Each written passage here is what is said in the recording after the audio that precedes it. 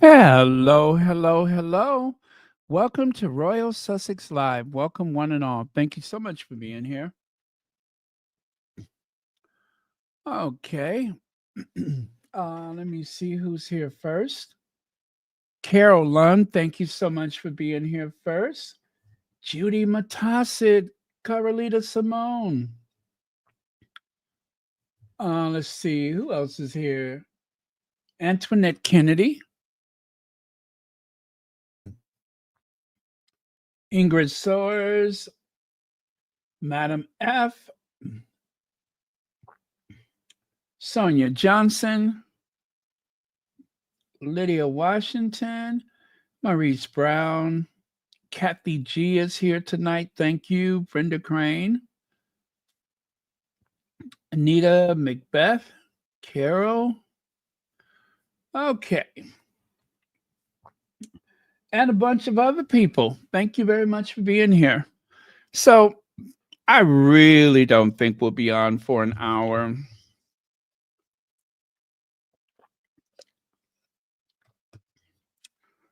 I don't think so. But we'll see how it goes. We'll play it by ear. As Russell Myers would say, we'll play it by ear. How many ears is unclear. But we will. Why am I obsessed with Russell Myers' non existent ear? You can only ever see one of them. If you look at him straight on, you never see the other ear. I don't know why that is so distracting to me, but it's like I keep looking for it. I told you, it's like when you go to the Chinese restaurant and you get tea and they bring you those teacups with no handles. And every time you reach for it, your finger goes around that cup because you just know there's a handle there somewhere. It's the same with Russell Myers' ear. I'm always looking for that other ear because I just know it's there somewhere. I don't know. I got to find his other ear.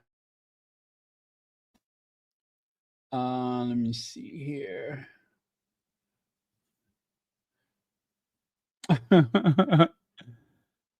Friends, what is it? Friends, town people. How does that phrase go? Lend me your ear. Maybe he loaned his ear out when he was in college and just never got it back. Lend me your ear. Okay, lend me your ear is a phrase that means someone who wants to listen to what you have to say. Yeah, but wasn't that a famous speech? Was that Nero or something like that?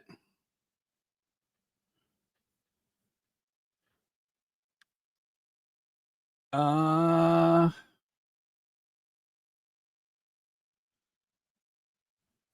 oh, I don't know where I heard that before now. Lend me your ear speeches. I thought it was something like that. Was it Boston Rebellion? Let me see. Boston Rebellion.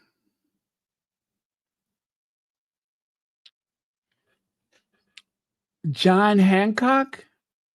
Really? Was he the one who said that?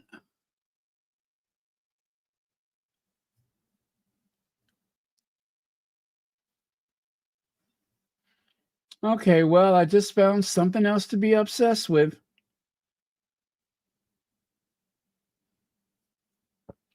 It was something, something, lend me your ear.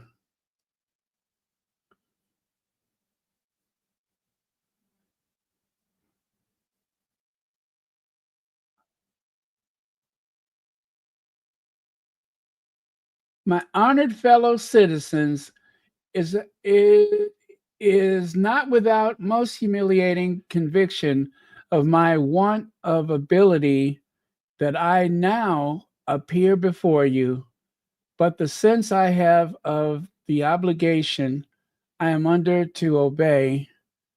That don't sound right already. Nah, that ain't it.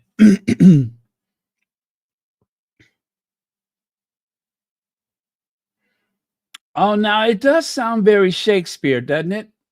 That sounds very Shakespearean. Okay, I'm willing to believe it was something to do with Shakespeare.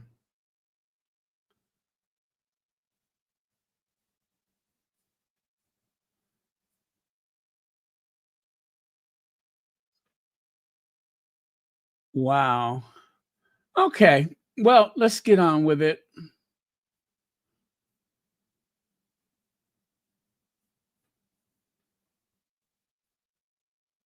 Shakespeare, lend me your ear.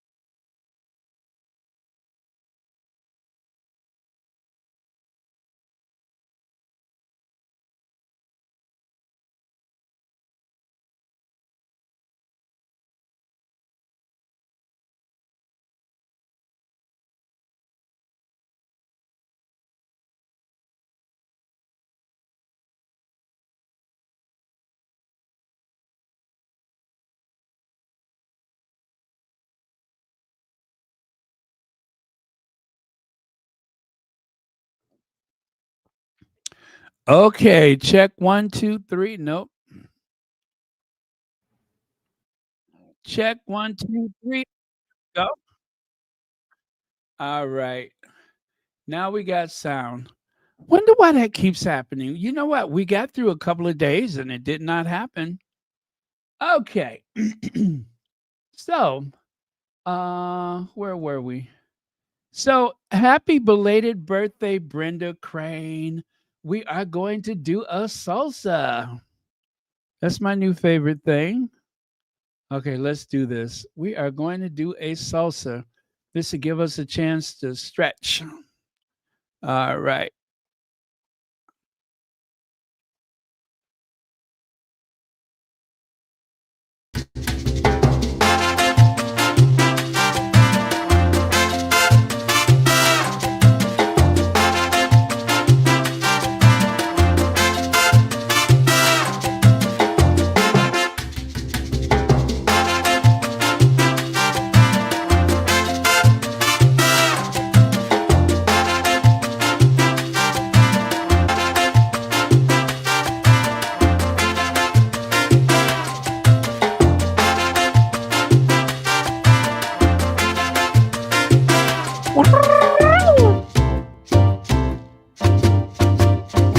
Hey.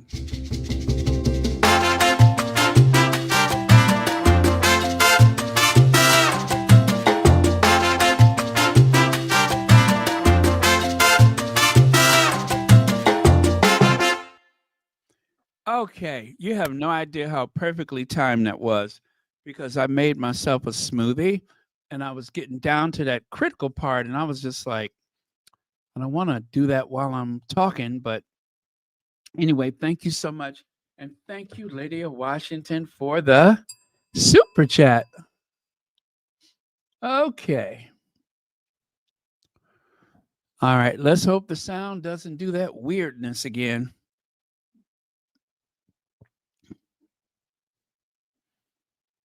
Hey, legs.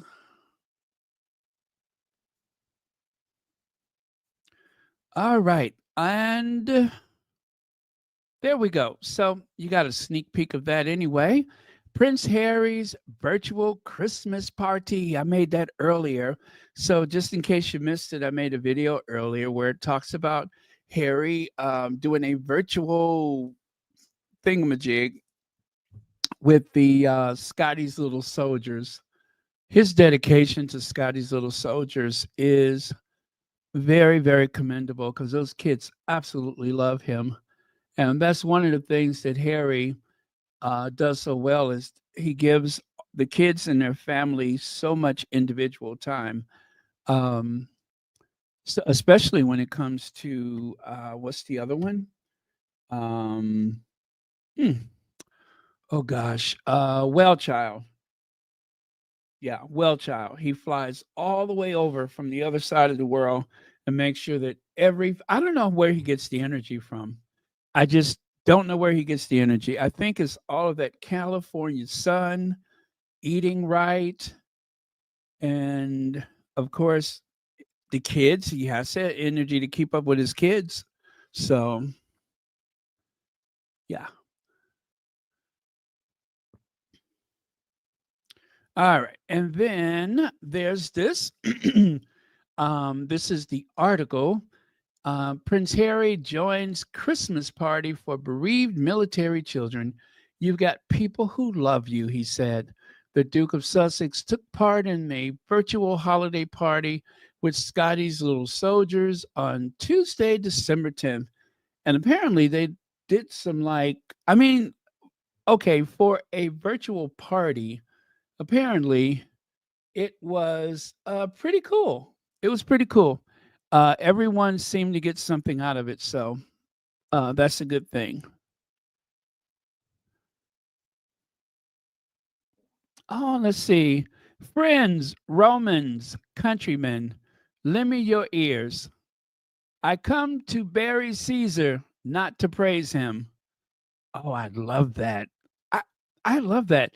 Look at me quoting Shakespeare and didn't even know it. All right. Happy birthday, Brenda. Many happy returns of the day. I got to stop drinking those smoothies so fast. It's like I'm struggling to talk. I have frozen my esophagus. So there's a close up of this virtual party. Look at those smiling faces. Look at those smiling faces. And there's Harry. See where it says DOS? That's Duke of Sussex. Look at those smiling faces. It makes me wish I was a part of it.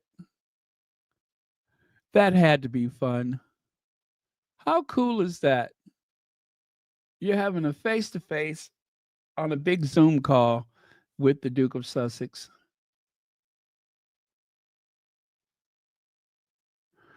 Uh, Now, you know what? That sounds like one of William's weekends. That sounds like a Prince William weekend, doesn't it?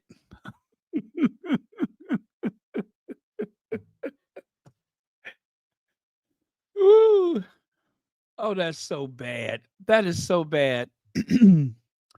Yeah, as long as you got it in the end. Um,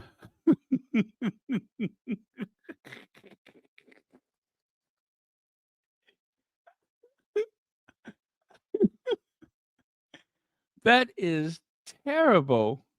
That is terrible. Um, I tell you, I've watched one too many Mae West movie with all those double entendres. But yes, thank you very much.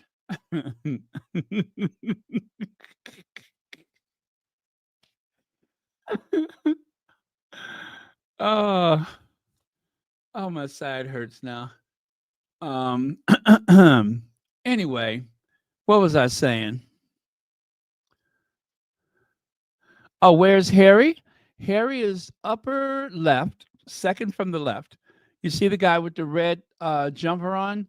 Harry is just to the right of him, all the way at the top left. That's Harry right there. I think I may have a close up. Oh, I don't. Oh, by the way, you guys, there's a fundraiser for Scotty's Little Soldiers. One of the squatties, now you guys know I was having a problem over the summer because of a bunch of confusion and everything with the Sussex squad. Well, it seems as though we are in a period of peace, fortunately, and things had gotten really, really dodgy on the Twitter. But it seems as though a lot of that bad blood is behind us and everything. So I'm going to go back to mentioning the fundraisers as before. And so, anyway, we're going to start with this one. It is Joe Diva and Zuzu's holiday fundraiser. I think that's Zuzu with the pink bandana on or red bandana. You see the little puppy in the picture? That's Zuzu, I think. Um, but I made a donation under the name Royal Sussex, of course. And if you choose to make a donation, it would be greatly appreciated.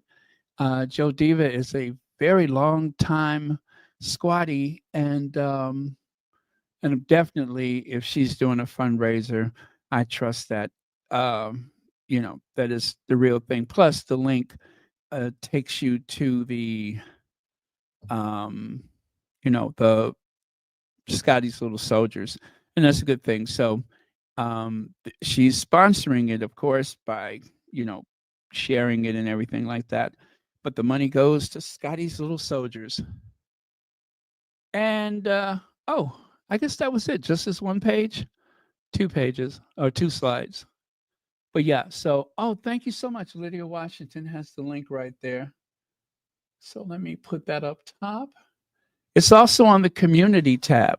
So you can go to the community tab.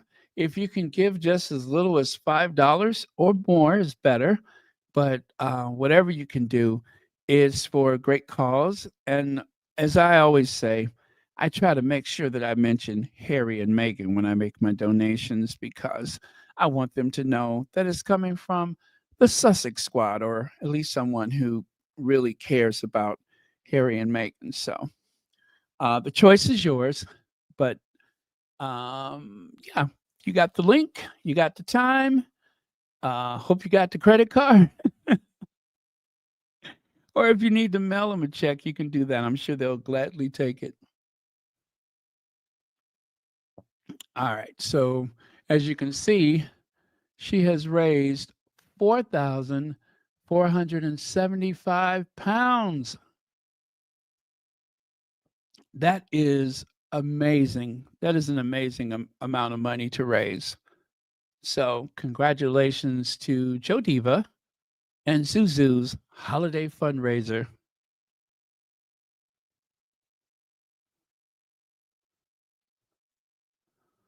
Okay, and there we go. Hard Mom. Don't you love Hard Mom? Hard Mom was actually out with the Duchess of Sussex. Kelly Jafin, I think that's how you say it, Jafin, Zachin. Yeah, Zachin. She's on the right side there, and that is Meghan wearing what looks like a maxi dress. Unfortunately, we can't see it, but celebrating our sweet baby girl coming oh so soon. Adore you, Samantha Stone, and can't wait to meet Baby Stone. She's a lucky little girl to have a mama like you. Love, Auntie Kelly. So again, that is Kelly Zafin there on the right side, and Meghan is also on the right, wearing a stunning gown that we cannot see. But let me see if I have the information. Oh, no, I don't think I have that one. And it looks like they were at the Soho House. Yeah, it appears as though they were at the Soho House. All right.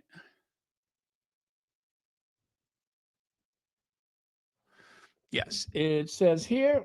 Oh, let me see that. That's kind of small. That is kind of small, but let me see what I can do. Get that a little closer.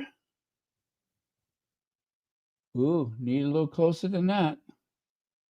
Okay. It says Marcus Anderson is a longtime Soho House executive, credited with helping to expand its presence in multiple locations around the world, such as Toronto.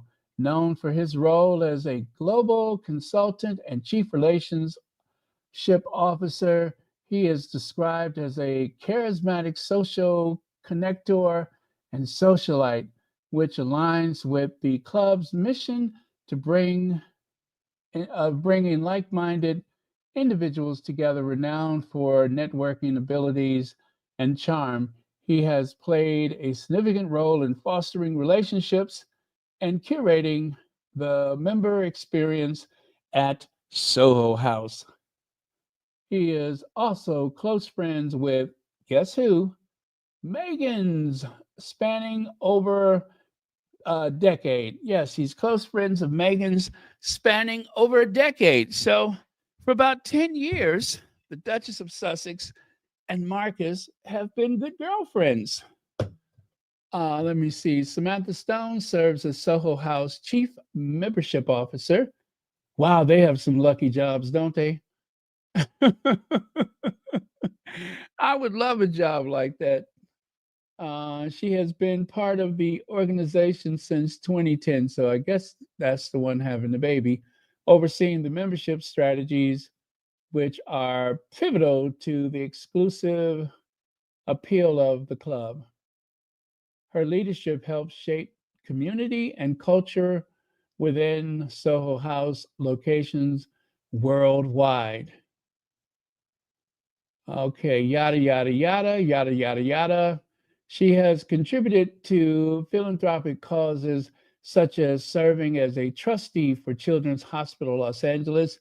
You recall, Meghan had been involved in Children's Hospital Los Angeles, including reading books to young patients during the Make March Matter campaign in March of 2024 and making a surprise appearance at the hospital's 2024 gala to praise its care and impact on families. So, wow, there you go. Soho House and Marcus and Kelly and Meghan and the mother to be, they're all connected through the Children's Hospital and the Soho House. Very California. Okay.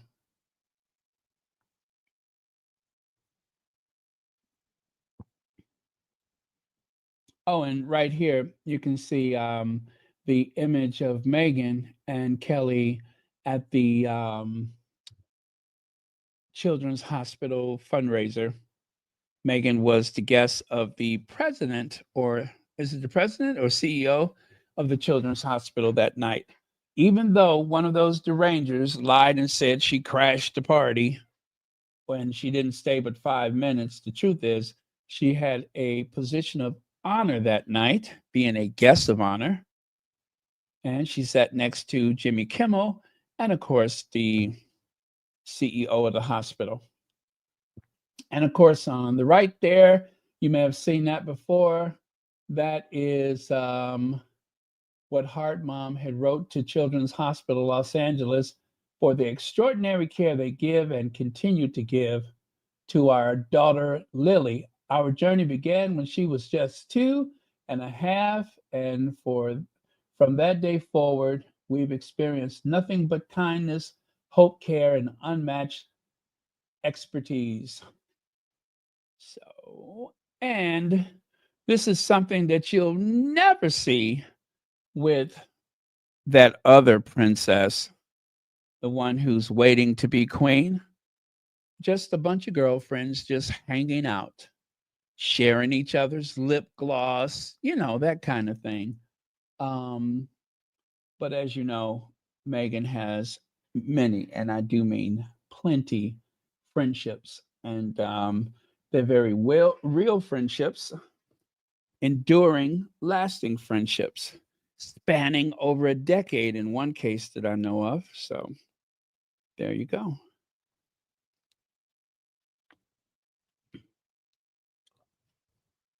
All right, let's continue.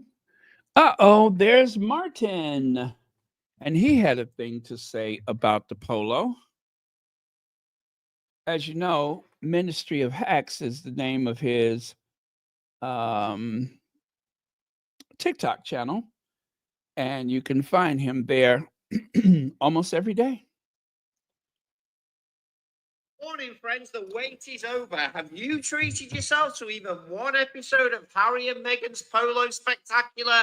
I watched the first one last night and I've been completely blown away by just how good it is. I tell you what, I used to see polo as an elitist sport, and it still is because the costs are massively high. But these two have made it absolutely relatable, even to people like me. And their love for each other and their love for community and other humans is just shining through from the start to the end of every single episode. I tell you, the minions at Kensington Palace and Buckingham Palace must be going mad, because this is the quality of a true Hallmark movie, not one that you have to produce yourself, if you know what I'm saying. It had glamour, it's got plots, it's got characters, it's love, it's relatable. They're putting themselves on the world stage like freaking movie stars. Comments are open, guys. Let me know what you sorry, it's early. Let me know what you thought about it. More episodes to come. Morning, friends. The wait is. All right. He said what he said. So that's his unbiased opinion about polo. Now, right here it says, impress your friends with your field side knowledge. Watch the stars of the new Netflix sports series live and in action this season at the National Polo Center, December the 29th, 2024 to April 27th, 2025. Those tickets are red hot right now because of the docuseries on Netflix. Reserve your ticket today. Watch Polo on Netflix. All 5 episodes out now. So, yeah, there's quite a buzz in the Polo community because of this series.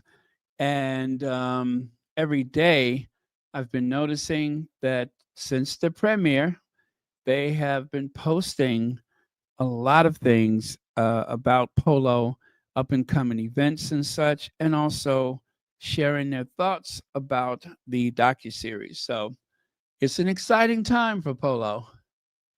National Polo Center is the premier equestrian facility in the world for polo and special events. So yeah, all of the polo clubs, I believe, are sharing the links for the docu-series.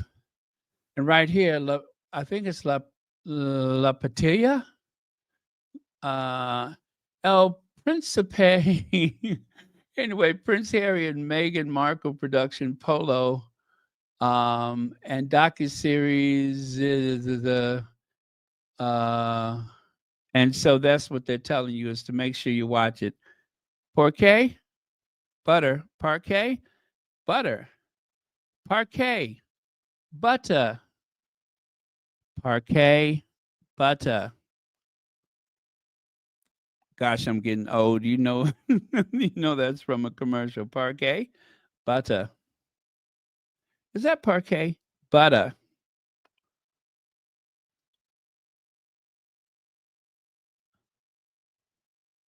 Oh, don't you love the old lady? Oh my God, I love her.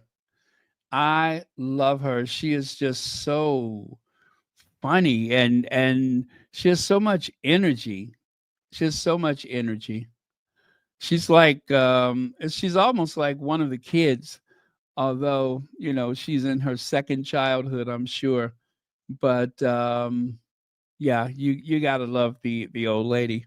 She needs her own docu-series. I could see her trying to run someone down with a golf cart.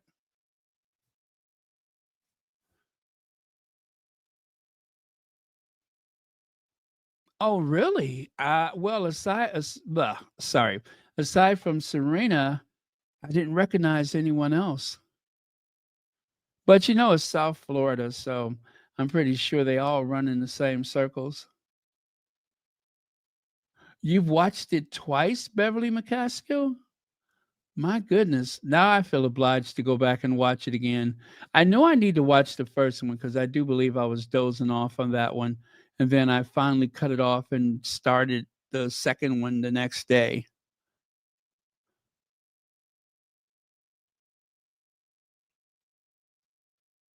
Hello, Puzzle Dot. Thank you so much for being here.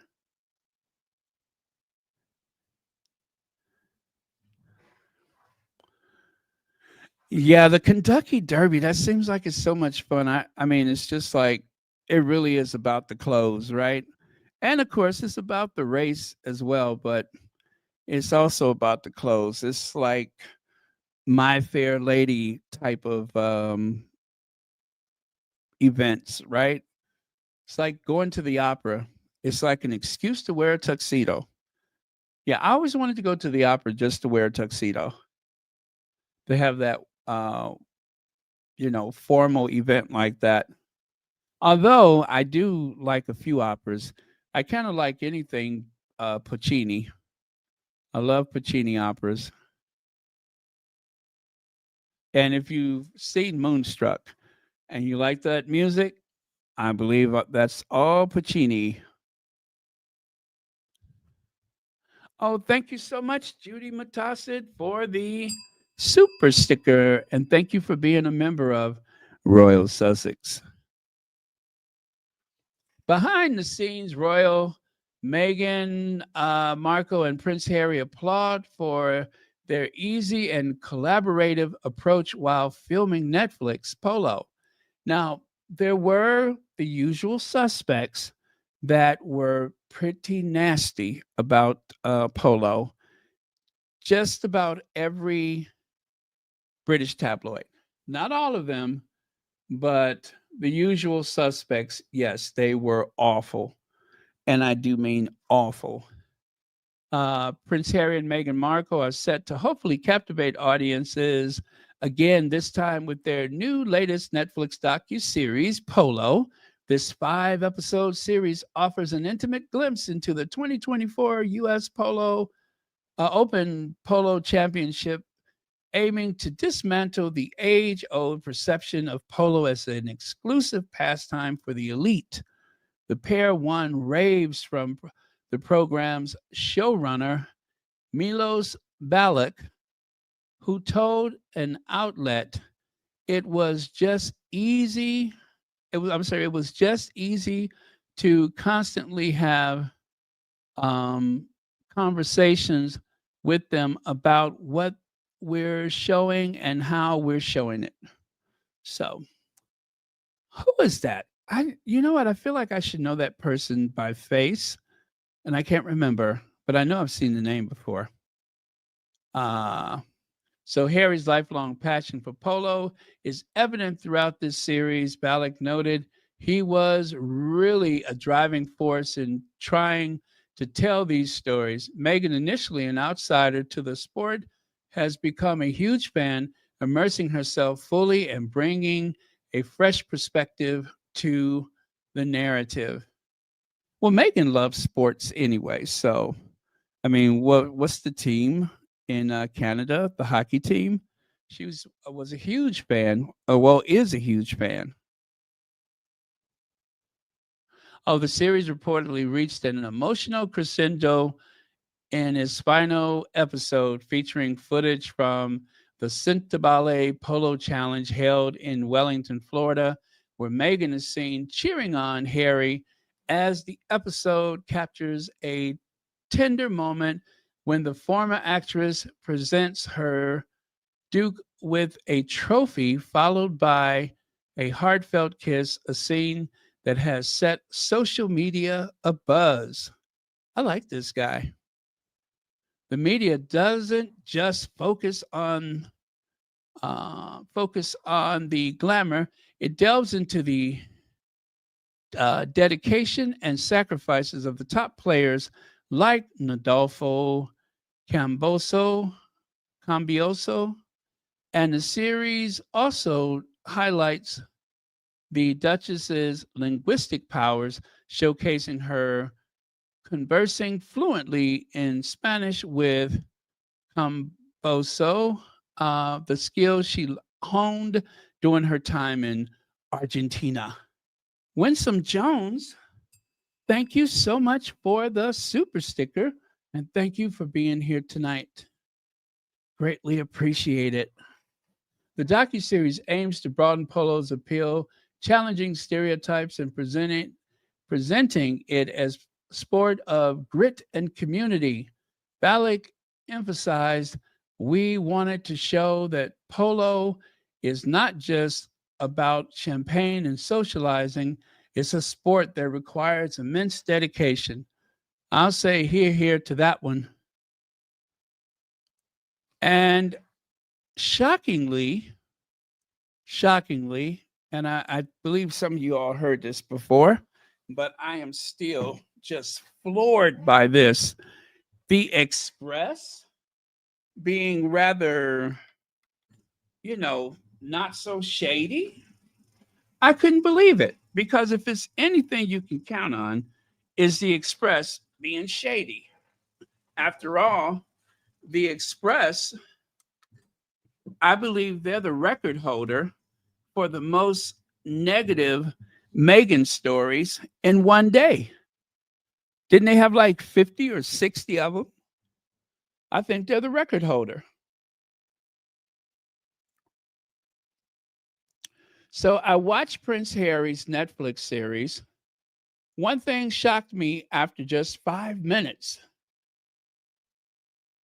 Prince Harry and Meghan Markle's produced the docuseries on Equestrian Pole, which was released. Equestrian Polo? A pole. Is that a typo? Was released on Netflix today.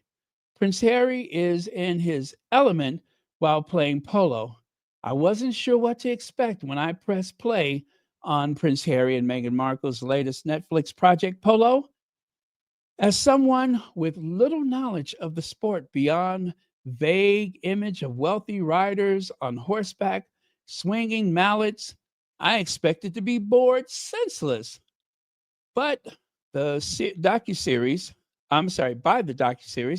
I watched Prince Harry's Netflix series. One thing shocked me after just 5 minutes. Prince Harry and Meghan Markle produced the docuseries on equestrian. Oh, is that? I think I did that double. Yep, I did. Okay. And I did that double. God, I think I did a few of these double. Am I seeing double? By the way, is he working those braids or what? Is he working those braids or what? Now that's the kid that played against his father. Is he working those braids or what? Yeah, for a minute there, I thought it was what's his name, the auto racer, but no, it's the Argentinian. I assumed it would be a niche show aimed at diehard polo fans, which of course Prince Harry is himself is. Which of, however, just 5 minutes in, I was surprised to find myself completely sucked into the world of competitors. The camera places the viewer right in the middle of the action. Yes, it did. I was on the edge of my seat watching this, giving audiences an intimate glimpse into what goes on before players get on the pitch for the US Open. Okay, and then I always skip that part when they started talking about the Sussex's contract. Lewis Hamilton. You can see I can't see that good. I got to go to the eye doctor.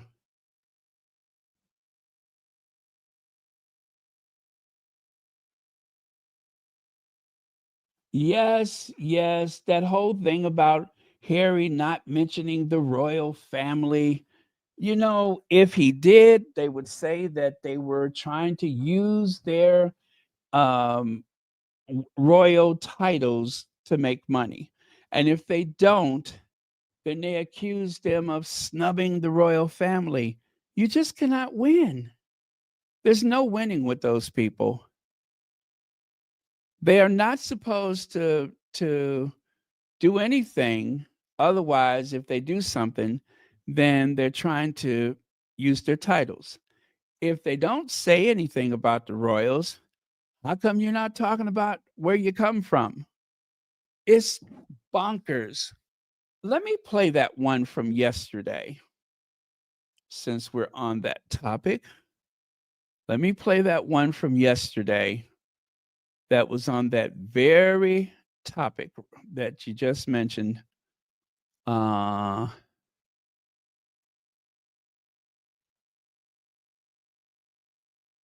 oh boy.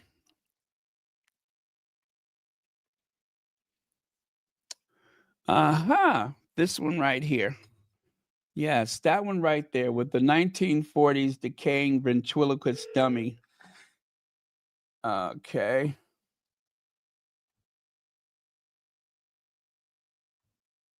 Kisses and all the rest of it. But of course, so there's a big gap in this because, of course, polo is the favourite sport of Prince William, who, of course, isn't appearing in the documentary because he's not speaking to his brother. And you can't do a polo documentary, frankly, by Prince Harry if you don't include the British royal family in it because they've been playing polo for decades. Agreed with you, Andrew. That's it. There is no mention whatsoever, and it's almost like Harry's just erased how he got into the game in this. So that's very interesting as well. He's focusing it solely on playing polo, where he is now in the United States, and also when he plays for the charity over in Africa. So it's across that, but it's like he's just eliminated that past. Yeah. History. They're very good at that, aren't they? Curating their past. Yeah. Sarah Louise Robertson. There are some sexy men. There are some sexy men. I noticed. Well, reporter there, Sarah Louise. Oh God. So there you go. And that's just one example. Even Rebecca English took a jab at it by saying that, gosh, I can't remember. What did she say? Oh, gosh. I wasn't even going to share that one with you all because it was just so silly. But, oh my goodness, what was that she said? Oh, I don't recall, but it was something to do with Harry and Polo and such, and how important it's been to the royal family. Well, Charles is so good playing polo. Didn't he fall and break his arm? And William, they say that he plays like a Girl Scout. He barely, Harry just about goes under the horse and back around to the top again. William does not play aggressively ever. He's not much of an athlete, but you guys know that. Harry is the athletic one in the family. William is rather timid when it comes to anything athletic, and it's just always been that way.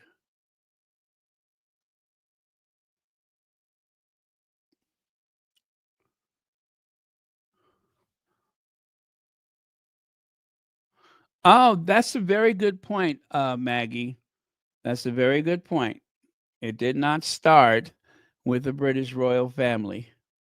It didn't start with any of the European royal families. You'd have to go all the way back to Persia to establish the roots of polo. Very good observation. Thank you so much for that. They just want to make everything about the royal family. They really have this almost almost like cult-like need to make everything and everybody in some kind of way relate to the royal family, to talk about the royal family, to mention the royal family. And yet, they have very little to do with the other royal families in Europe. I noticed that. It's almost as though they expect everybody to come to them. And I'm thinking about it now.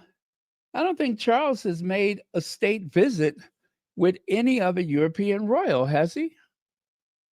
I don't think he's made one state visit to any European royals.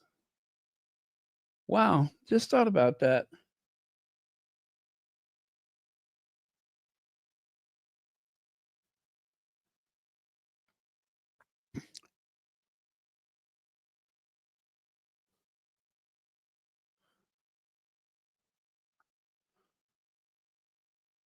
Uh, what did I miss? What did I miss?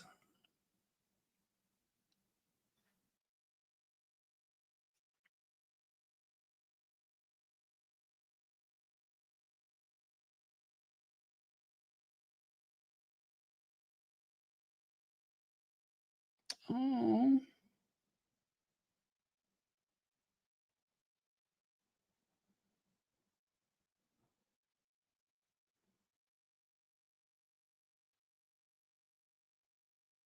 oh, I'm so sorry to hear that.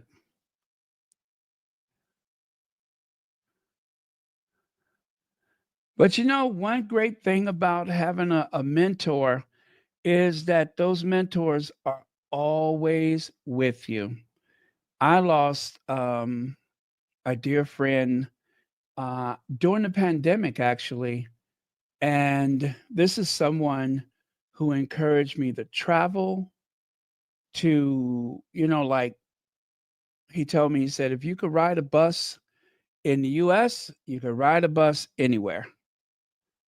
Whatever city bus you're riding, here you can ride the bus there. It was just those little things like that that was so encouraging. So, yeah, I'm sorry to hear that.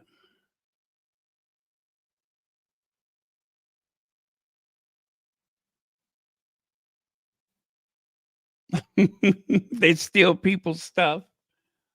Uh,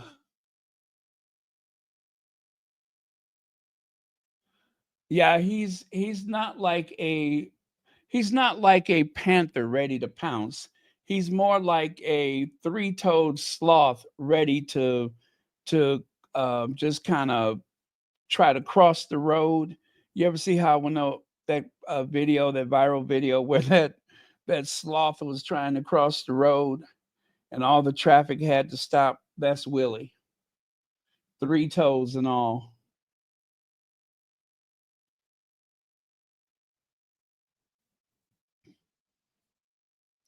Oh, let me get back over to the other slides. There we go.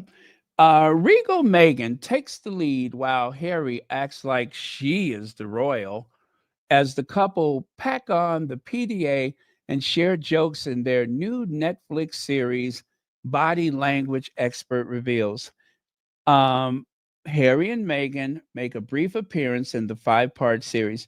You know what, guys? Even though they have been super negative, the usual tabloids, I hope that means that people are going to watch. I really do. They've gotten some great reviews from people that are not nasty and biased. They have gotten some really great reviews for this. Let me show you what they were just talking about. You see that? They're actually pouring over some of the old images, but mostly it was like, I don't even think it was a minute long, where Harry introduced Meghan to the guy right there, who I believe is like the Michael Jordan of Polo. And he was trying to speak English. And Harry says, she's fluent in Spanish. He said it very proudly. And Meghan said a little joke and everything. And just because they are animated and happy and in love and very tactile and affectionate, it just seems to trigger. It just seems to trigger the tabloid media because they seem to be everything that the other couple is not. And they get so triggered by that. It's embarrassing. It's like they don't know when to stop putting on lipstick. You know? They get so triggered, they just start smearing on and caking on lipstick. And if it's not that, then of course they start clicking their teeth. Reign that King Charles may never be. Prince Harry, is it being self? Prince Harry, is Prince Harry, Prince Harry, is it Prince Harry, is it being You selfish? see what I mean? I ask this as fierce. They start clicking their teeth, smearing their lipstick. Prince Harry. They just it's almost like they malfunction. You know what I mean? It's like they malfunction, like some kind of animatronic, what do you call it? Remember at Disney World, Disneyland, they had the presidents, those animatronic creatures or characters, and they would sometimes get a little, malfunction and they keep, acting weird. Well, that's what's happening with the trolls. Prince Harry, is it being selfish? I ask this as fierce a reign that King Charles may never be. Prince Harry. You see what I mean? They get so worked up. They just start baring their teeth. Yeah, they start baring their teeth, baring their hairline. Prince Harry, is it being selfish? It's just too much.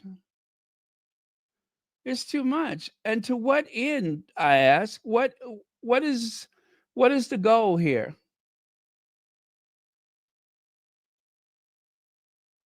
How much lipstick can you put on? And both of I them ask this as fierce a reign. both of them are wearing these ridiculous wigs. I mean, did they go to like a flea market? Yeah, like a flea market and get those wigs. Did they even clean them before they put them on? What is the budget at GB News? Oh God, television has taken a nosedive. It really has. The people they put on television. Oh boy. Anyway, we're not going to let them spoil our fun.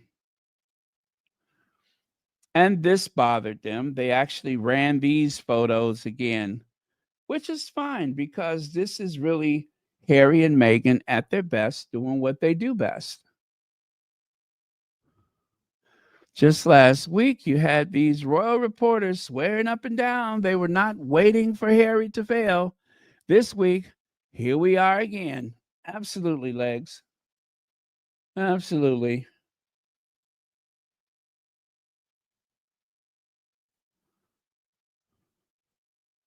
Nice to meet you. Very well. How are you? And after this embrace with one of the competitors, after Harry made the introduction, um, it was too warm. It was too friendly. And that seemed to rub the royal reporters the wrong way.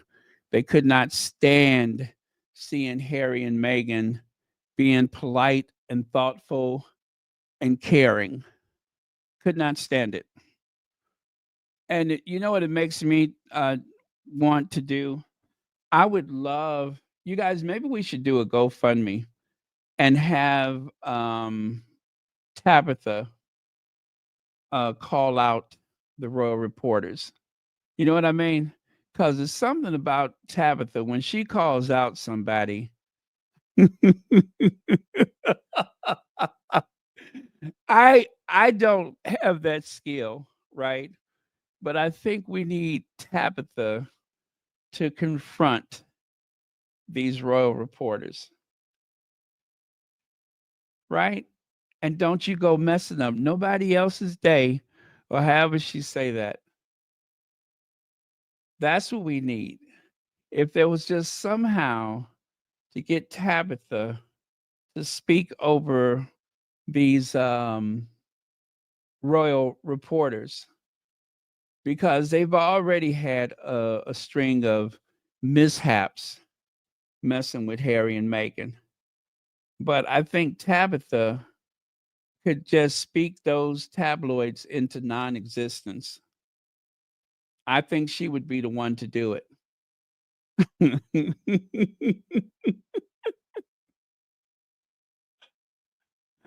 She would be the one to do it. She would be the one to put a bee in their bonnet, so to speak, right? So, Tabitha, if you're watching, I could probably identify a couple of the people, Is it being selfish? that's been causing the problems. If you could just speak to them about their behavior and give them the proper blessings. uh,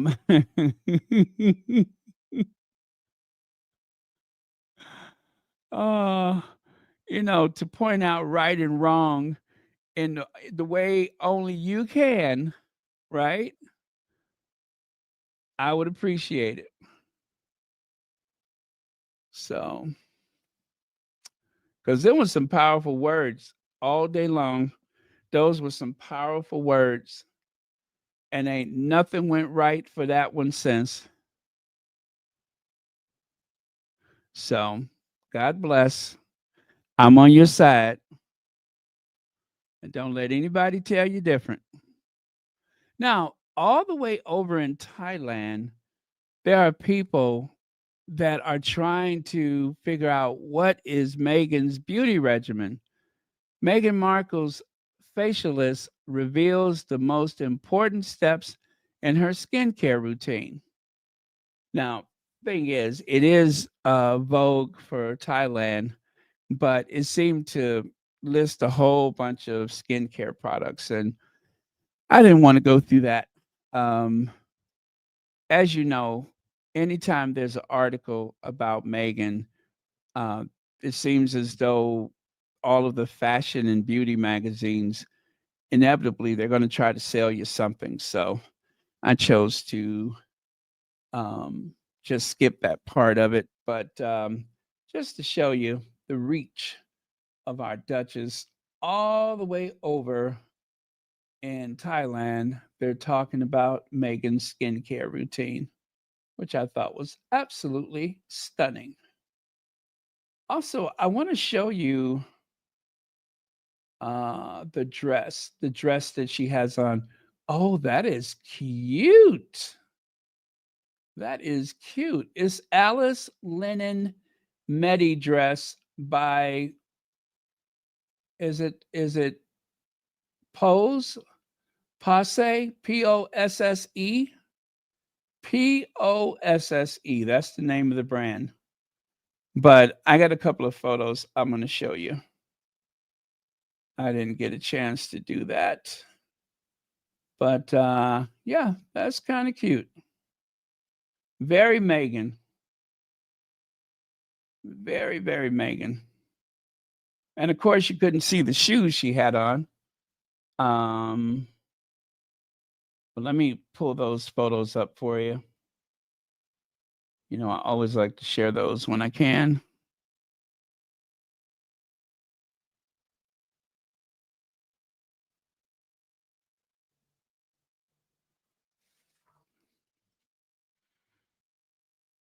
There you go. This, and this. right? That's what she's wearing. Now, how they figure that out, I don't know, but I guess it makes sense. It kind of fits the photo. I'll go back to the dress so you can see. See, do I have one that's even more close up? I guess not. But it's linen, so it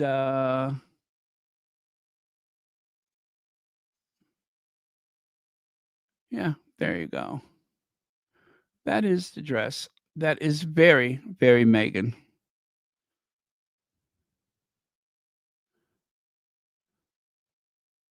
All right.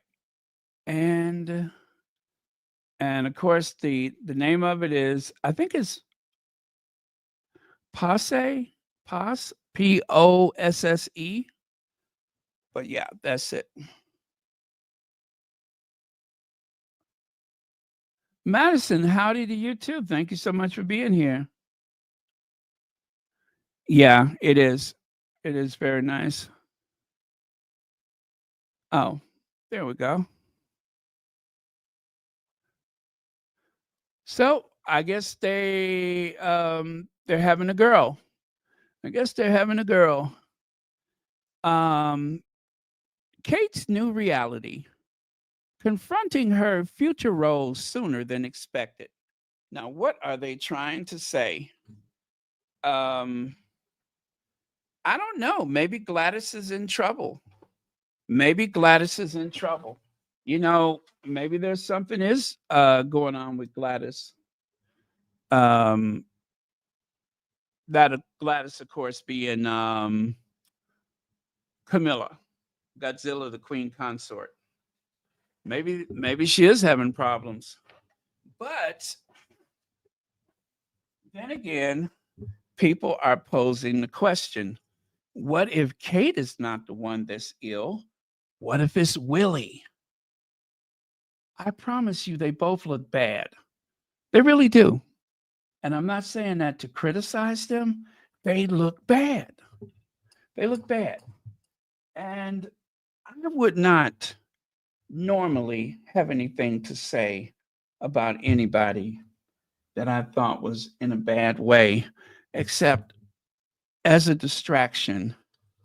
We all know who they have been turning to distract from whatever's going on with those two. They have been turning on Harry and Meghan, which I absolutely loathe.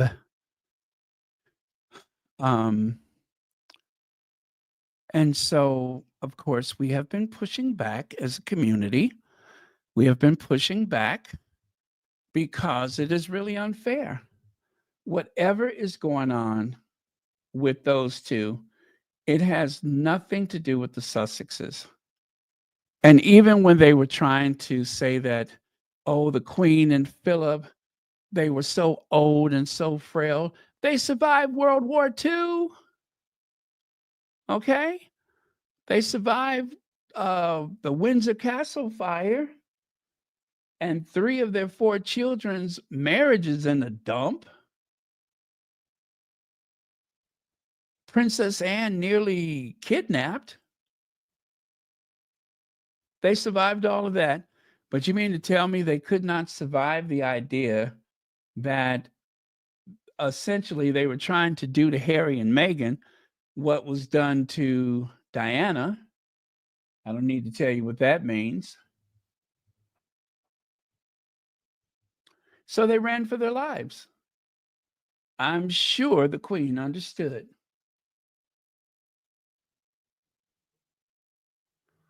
What's that, Wade? Now that she is back in the fold, we are back to these articles about her waiting to be queen.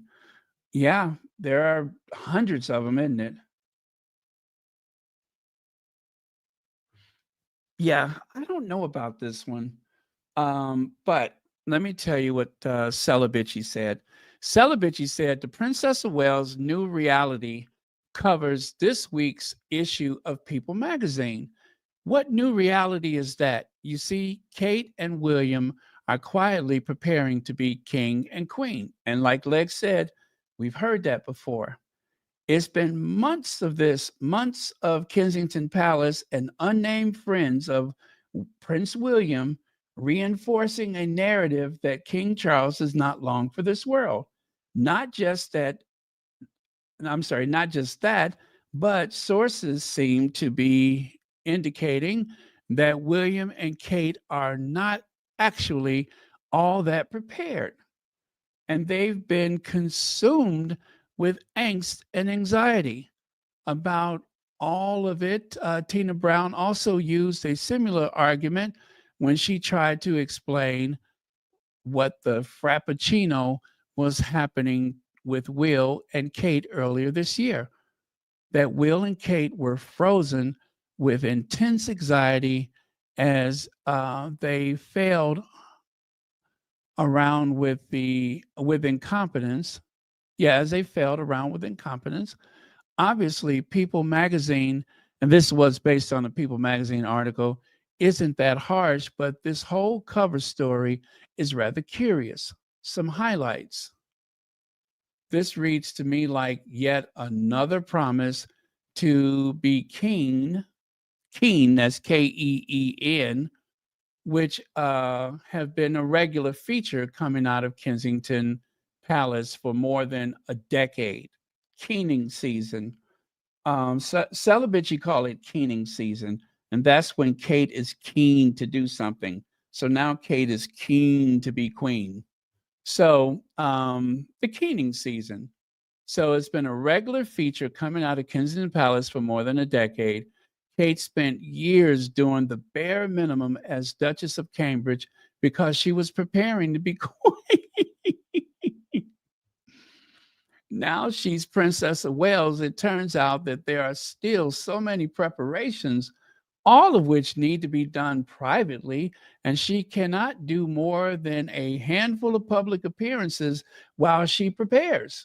The truth is, Kate has never thought of her Duchess of Cambridge or Princess of Wales titles as preparatory for queendom. She always told herself that the courtiers always told us that she would not do a darn thing until she was queen.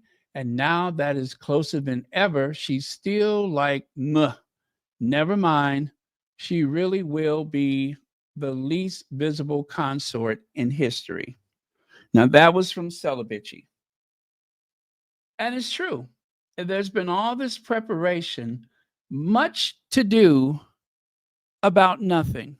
It really is much to do about nothing because she's not going to do anything. It's breathtaking how little work that she does. It is absolutely breathtaking. And they are okay with it. They, as a matter of fact, it is like a standing order. Like I just showed you guys what a Richard Eden part of an article that I've had for like maybe 2 years, where Richard Eden was declaring Kate is not expected to do much. After all, she's raising the future king. So she's preparing to be queen. She was preparing to be Princess of Wales. She's preparing the future queen. And then just as she was supposed to come back to work, they declared that she's going to take it day by day as her team of doctors agree what's best. And of course, the nurses that surround her. And people buy this. I think the fact that they mention it so much is that they are conditioning the public to accept the absolute least from Kate. And I think it works. I think people just kind of look at that little wink and a nod and they just believe it. So on Charles' many subjects, 66 million subjects, they just routinely accept that this billion-dollar monarchy comes down to whether or not Kate feels like it. And it's okay. And when that doesn't work, then it's time to criticize Meghan, to assassinate her character when all else fails.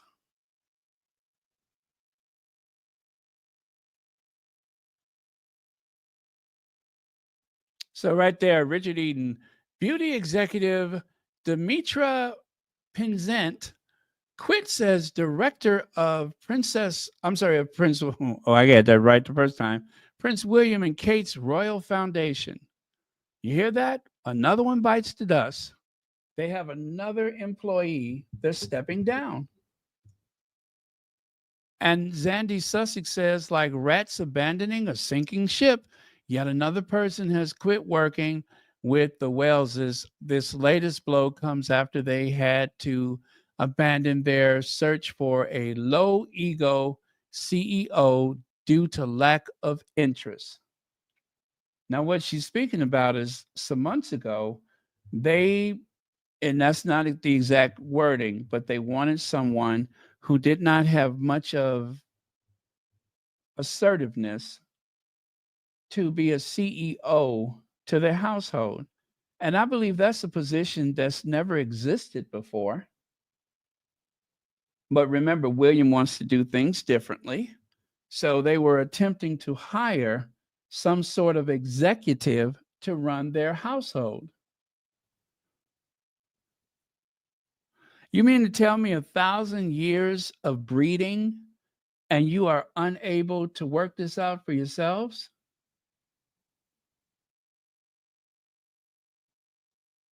And they're the ones, and of course, it's the usual projection. They're the ones who cannot keep staff. Not Harry and Meghan. Harry and Meghan are doing just fine. They are the ones that have trouble with staff, maintaining staff.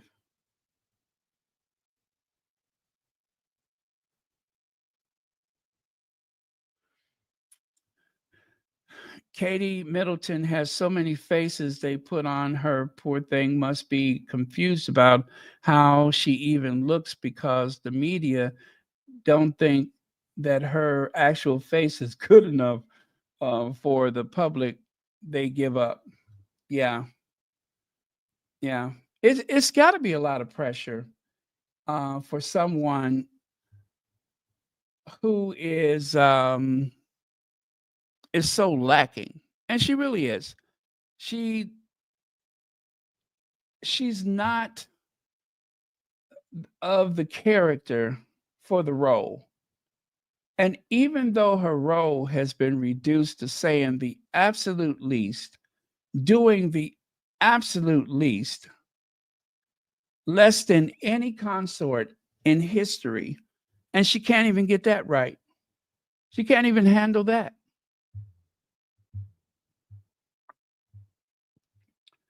And poor Meghan, it's not her fault that the British press has decided to pit one side against the other. Certainly not her fault.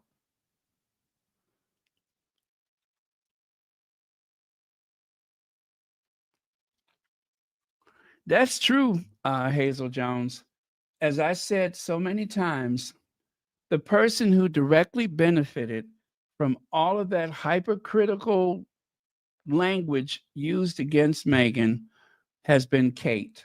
They managed to elevate her status, not based on merit, not based on effort, but only because they have been so critical of someone who can actually do the work. And the public, being as fickle as they are, believe it. The public believes it. I had an absolute stranger last week say to me, "Oh, I heard they're getting a divorce." Speaking of Harry and Meghan, it's all over the place. Because it's all a matter of perception. And it's an ongoing assault on people's good senses. And that's the way gaslighting works. That's the way propaganda works. They don't leave you any room to reason or think for yourself.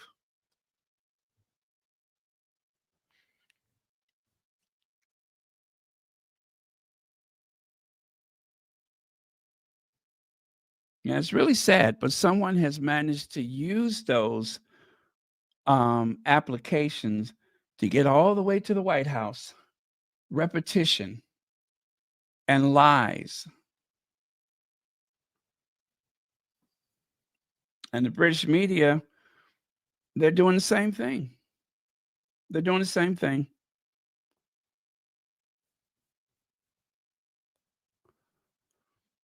Princess Kate and Prince William suffer a blow after another member of staff quits.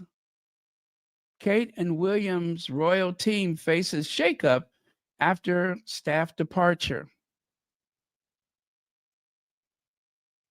And I believe that some people in the media, they really do want to say something about it, but they can't. They have to say as little as possible.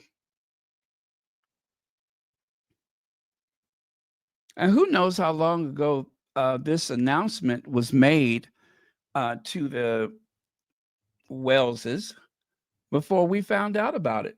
They may have known that this person was leaving a long time ago.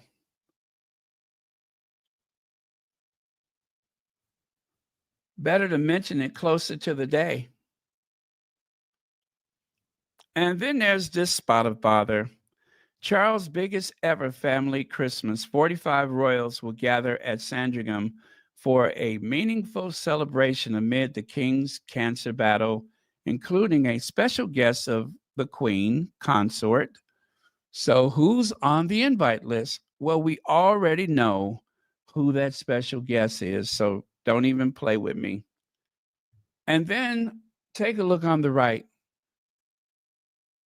I want to say that this is all made up. I really do believe that in a pinch, someone decided that they would create something that seemed like it could be true, but there's absolutely no merit to it whatsoever. No merit whatsoever. Or perhaps it was something that was very private that was made public to coerce the York girl into going someplace she'd rather not.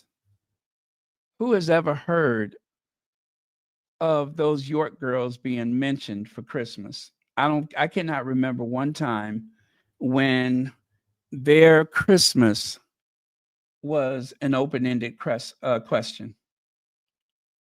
Princess Eugenie receives Christmas invite from Prince Harry and King Charles. Princess Eugenie could spend Christmas with Meghan Markle and Prince Harry. Princess Eugenie receives invite from Prince Harry and Meghan as royal faces, blah, blah, blah. Princess Eugenie shares exciting news after invitation from Meghan Markle. Now, you see there, you would almost think that she was sharing exciting news about receiving the invitation. That is very, very deceptive. You'd have to read the article to figure out what they were really saying. Eugenie got the good news that she's going to host something about the art at the National Portrait Gallery or Art Museum, whatever it is. She's going to do something with art. She's going to host or something. So that was the good news, not the invite. The invite was just that, an invite. I don't even think there was an invite. And of course, one of the derangers went so far as to say that the Sussexes leaked the invitation. They went so far as to say that the Sussexes actually leaked the invitation. They did not. As we all know, there are no leaks in Montecito. So where did this come from?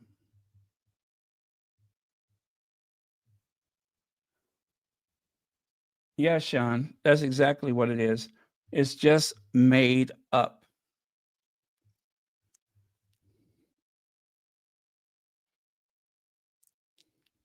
Yeah, absolutely. Yep. They want to put that someone snubbed Harry and Meghan, don't they? What a piece of trash. That's it. That's it. They're just trying to set it up as a snub to the Sussexes. So down at the bottom there, you can see Kaiser from Celibacy. She said, Princess Eugenie notably skipped the Princess of Wales together at Christmas show this month. Beatrice did not skip it. Beatrice actually brought her husband, Edo's son, Wolfie, to the show. But that big difference between the York princesses, Beatrice is much more accommodating of the royal family. She also seems eager to be part of part-time royal, that is. Meanwhile, Eugenie acts like she has one foot out the door of Windsor clan. Eugenie and Jack Brooksbank already live part-time in Portugal. They've also they're also the only member of the Windsor clan to visit the Sussexes in Montecito. And Harry and Eugenie genuinely treat each other as brother and sister. So, long story short, the Sussexes have allegedly invited the Brooksbanks family to Montecito for the Christmas holiday. Do it, Eugenie. Do it. So, if she did get the invite, I hope she will go. But I would be stunned to find out that invite was mentioned by Eugenie. I don't believe it. I don't believe it. Perhaps someone in the family found out what her plans were and decided to leak it.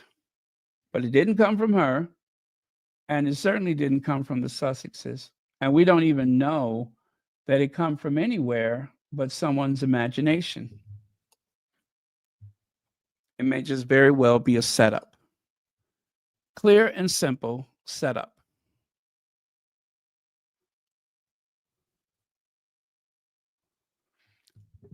And of course, that special guest that they mentioned, we spoke about that yesterday.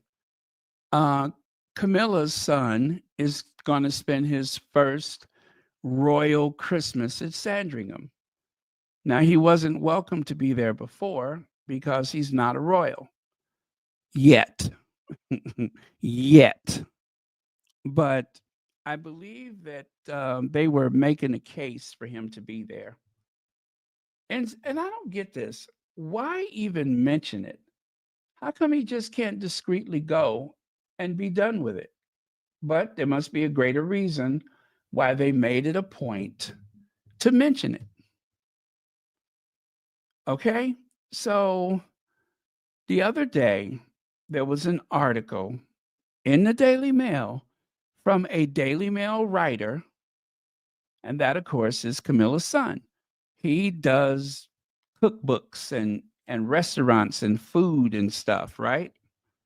So he said that his mother had been through a lot the past couple of years and so on and so forth. Meaning, of course, that they want people to feel sorry for her, that she's been working so hard and she's been ill lately and so on and so forth. Then they spring it on us. They spring on us what they were planning to say in the first place is that he's going to the Sandringham Christmas. Who effing cares? Who cares what he's doing? I really don't care. I don't think most people would have noticed. Does this mean that he's going to walk to church with them? Is this what they're warming us up for? The fact that this commoner or whatever he is going to walk the path with the rest of the family? That they're going to ease him into more of these royal occasions? That's the only thing I could think of, is that this is just the start of something that is only going to grow in popularity over time. And that's him appearing on the balcony with his mother because she's had a rough couple of years And after all, she's been ill lately, right? It's going to be him doing a lot of things that normally would not be, but for the fact that his dear elderly mother really needs her son to lean on. Not a footman, not an equerry, but her son. That's what they're warming us up to.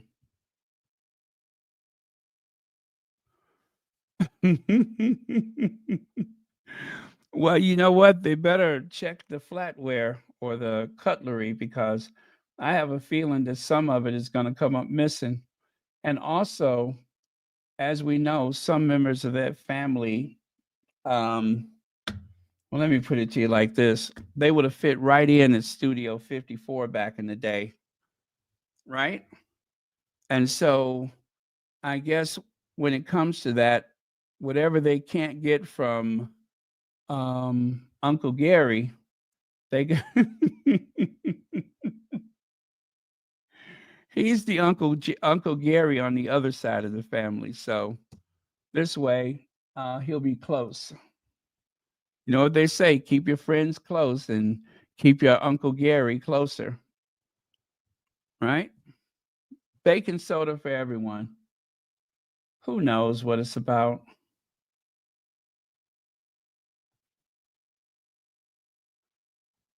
Let me see. The sad thing about all of this is that they'll be writing the same stupid nonsense again next year. These people really are one-trick ponies.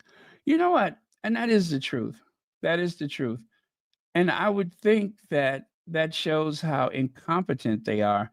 But the truth is part of a greater plan because they let the information kind of seep out through the cracks. And then by the time it happens, the public's disposition has softened enough that nobody says anything. And definitely, they have the press in their pocket. You can depend on the Royal Rota keeping their mouth shut. They're not going to say anything. I think the last big criticism about Camilla was the idea that they were going to call her queen and not princess consort. And that was short lived.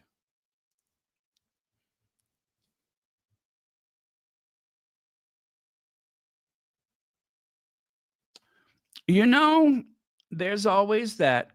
There's always that they may start pushing for some type of title for her son because she's been so sick for the past couple of years and she's been so dutiful and she's been a what does they call it, a safe pair of hands during Charles' cancer crisis.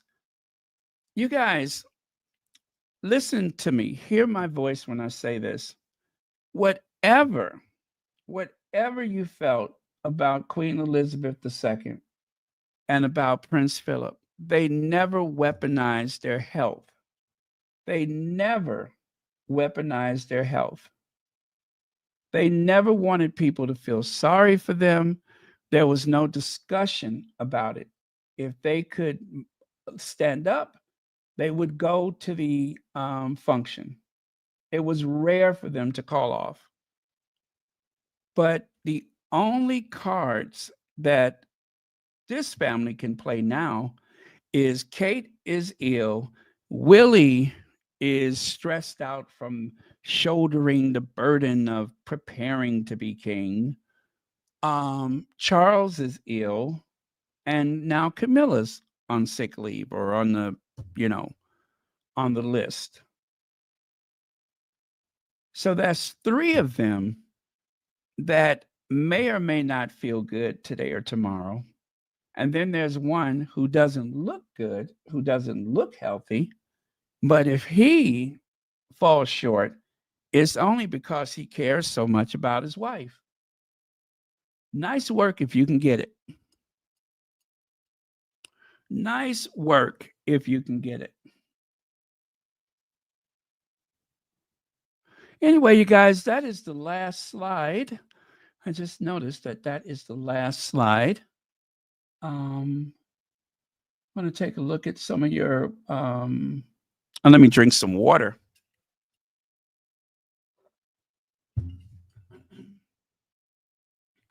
I can't believe it's so dry in here. I mean, I have a pot on to boil, but it is that time of year.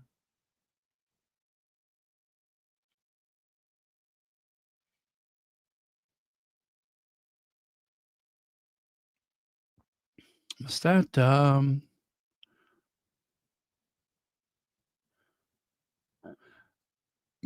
Well, let me see. The princess consort was a that was what do you call it? That was something that was made up for Camilla to use instead of queen consort, because they thought that just in case there was still a lot of sentiment about Princess Diana, that she wouldn't dare use queen consort because that was supposed to be Diana's title.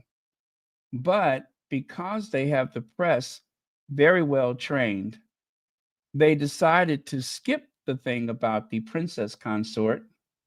And you're right, there's never been a princess consort before, but they were going to make her a princess consort, just like the Duchess of Cornwall. Yes, she was the Duchess of Cornwall, but she was actually the Princess of Wales. But out of respect for Diana, or should I say consideration, because they don't have respect, they used the lesser title to appease the public. Well, obviously, that was not necessary.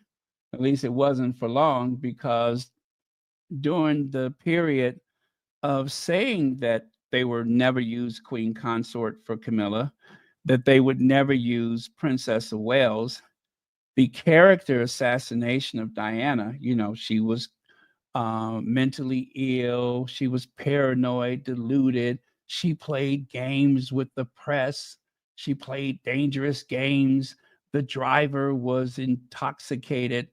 All of those things bought enough time for them to shift from princess consort to queen consort. And then right before the coronation, they said, you know what? That queen consort thing is just a little bit too much. We're just going to call her queen. Now, I promise you, I have it on good authority that that is the way that was laid out for the public when Charles, who was not going to marry Camilla until he did, who was not going to call her the Princess of Wales, which eventually they just called her Duchess of Cornwall, because they knew they were going to go for the big prize of Queen Consort. But they decided, if we can get away with Queen Consort, just make her queen.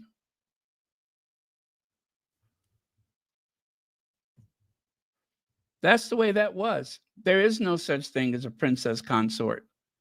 But they were making an exception not to upset the public, who still has feelings for Diana. But they have suppressed so much of Diana's good deeds. They mention her name so few times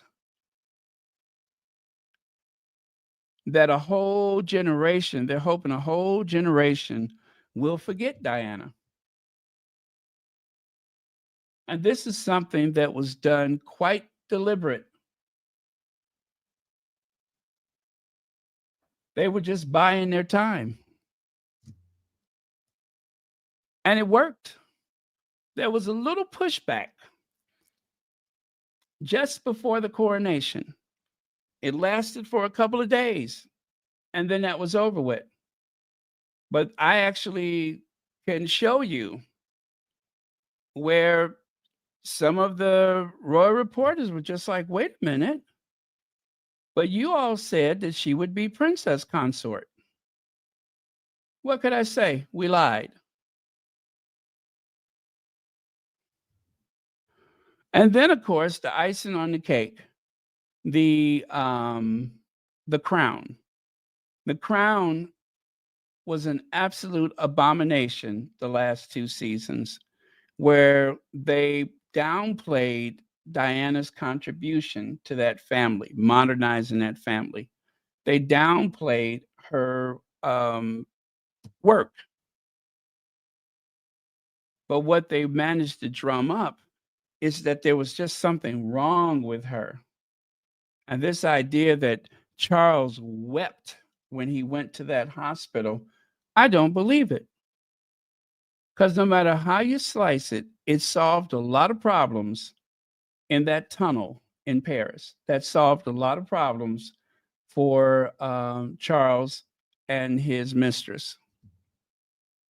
If you had to figure out who benefited the most from that night in the tunnel in Paris, it's very easy. The wicked witch of the devil and her husband.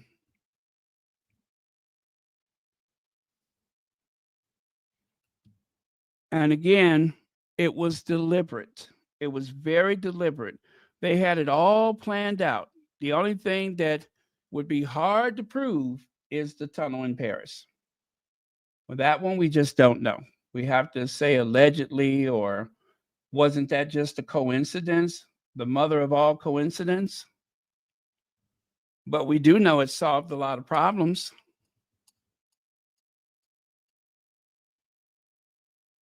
Because as far as I know, I thought you couldn't have another queen while the the one who's supposed to be queen was still alive. And this, I believe, is Willie's problem. If he decides that he wants to take that throne alone, whether they're together or separate, it's almost impossible once he becomes king.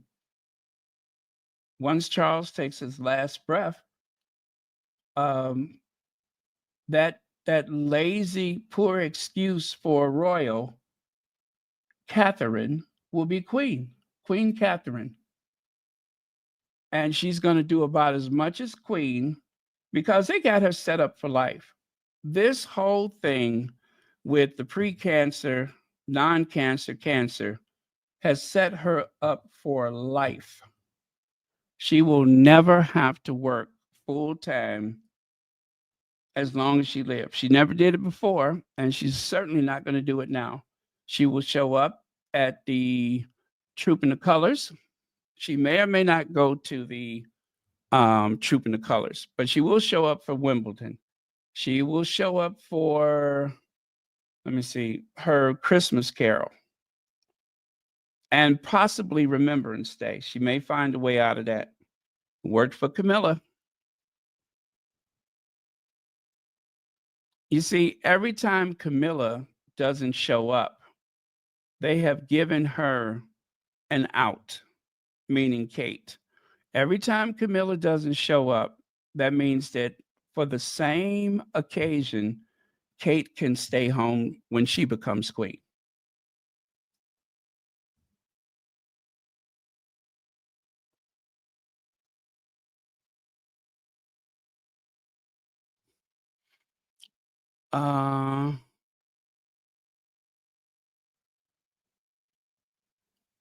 Well, I mean, it seems as though Camilla seems to have all the secrets. You think about it. Who was the one closest to William growing up? Who was his best friend? And that, of course, is the queen consort's son, right? Where the heck is he at? Oh, that was the last photo. What's his name? Tom Parker Bowles or Andrew, whichever one. That's the one who was closest to Willie. Not necessarily Harry, but Willie. So when he was spending so much time with William, aside from everything else that he was doing for Willie, do you really believe that he wasn't running back to his mama with all kind of stuff that she could use later, allegedly? I'm going to say yes.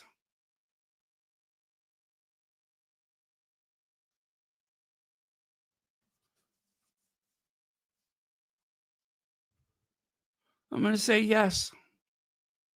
So maybe maybe they know so much about Willie that Willie has to give favor to them when Charles is gone. Maybe it's in his best interest to show favor, right? Now, let's be totally hypothetical. Let's say you got something. You got something that would be embarrassing for someone. And yet, you may have to depend on someone. The best way to do that is to say that somebody else has something that might embarrass you, right?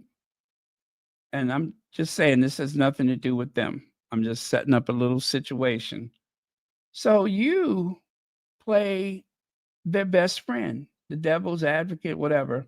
You are the person who are going to try to keep that embarrassment from seeing the light of day, even though you might be the only one to know about it.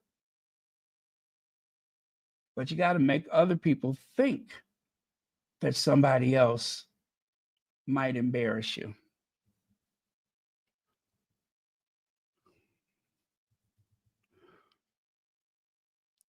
Camilla's sharp, but she didn't play this game all by herself.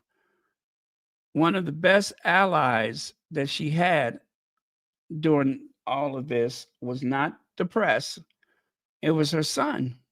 I guarantee you it was her son. He's the one who had the access to Willie. So I'm just going to say, if that is the situation, he has probably been very, very helpful all these years.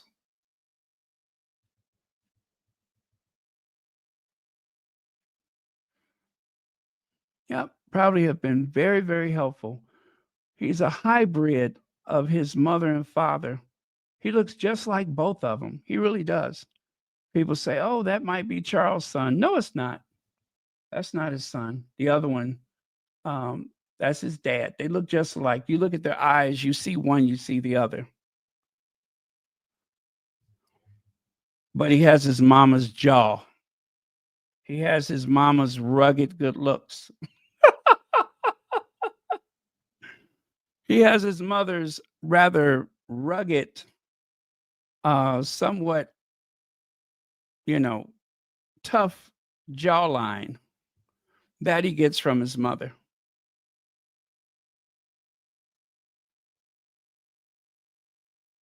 So it's just so many scenarios that could play out. But the one thing that I'm relatively sure of is that he's had a role, he's had a part in all of it. Not some of it, all of it. That's why he works for the Daily Mail. And that is why he will be showing up at all of these functions in the near future. A royal in all but name only.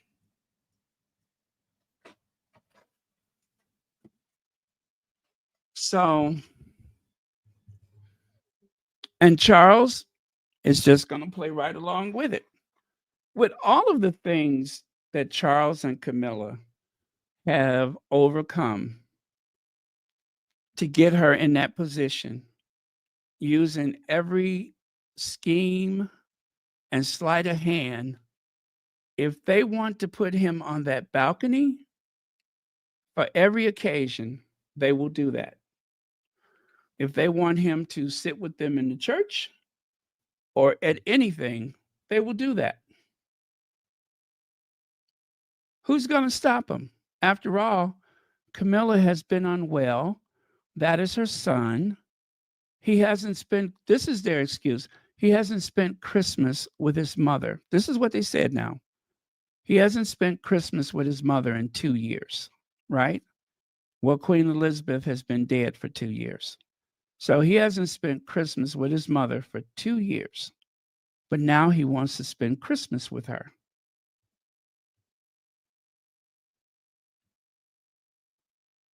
Camilla's son, Tom Parker Bowles, plans to attend royal family Christmas for first time ever after hell of 2 years. What hell is that?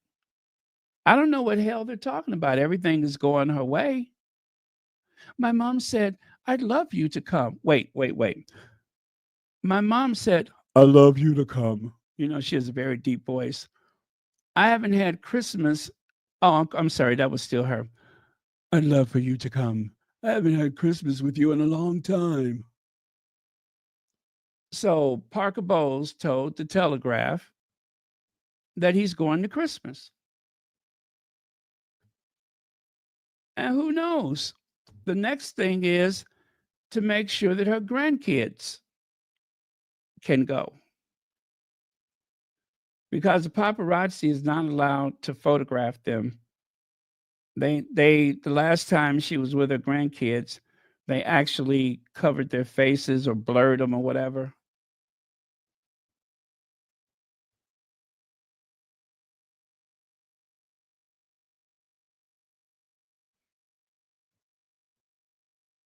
Yeah. So I believe that's what's going to happen, is that this is a slow introduction.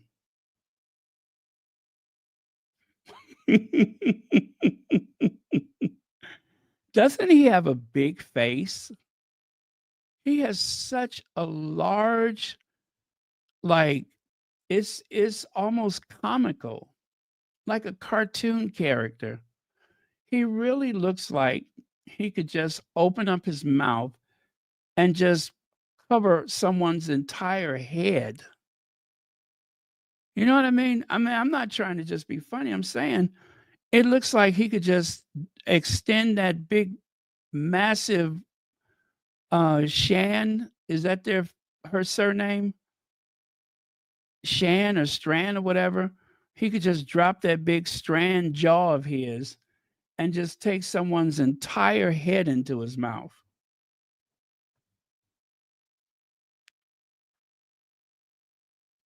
It's just freakishly large.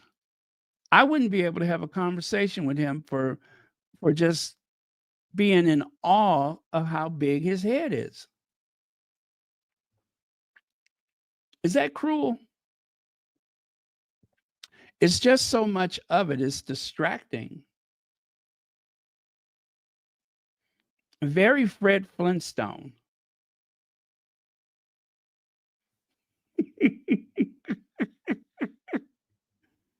Woo! You got that right. Yeah, large, unhandsome. But yes, it's very Hanna-Barbera. And I told you, anytime you look like a Hanna-Barbera character, you're probably not attractive.